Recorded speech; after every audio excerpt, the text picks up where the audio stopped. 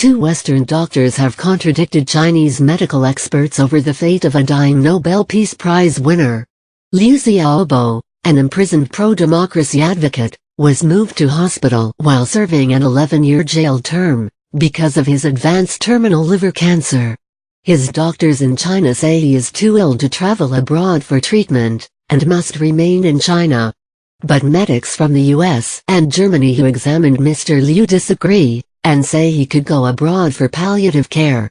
Joseph Herman from the University of Texas Cancer Center and Marcus Buckler of the University of Heidelberg Surgery Department released a joint statement saying a medical evacuation would have to happen as quickly as possible.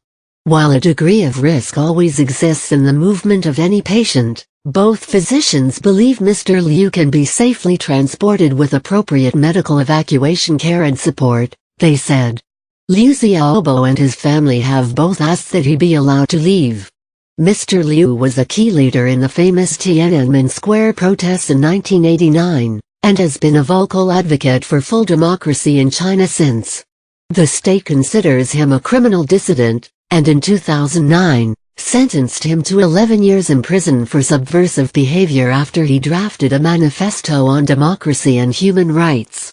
He was awarded the Nobel Peace Prize in 2010 for his long and non-violent struggle. Through the severe punishment meted out to him, Liu has become the formal symbol of this wide-ranging struggle for human rights in China, the Nobel Committee wrote. He had more than 3 years remaining on his sentence when authorities released him on medical grounds earlier this year.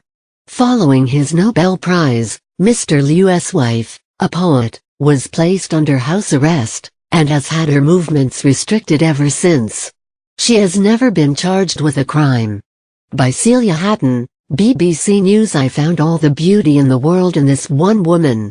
Their wedding banquet was in the labor camp's cafeteria, a scenario that would prove to be symbolic.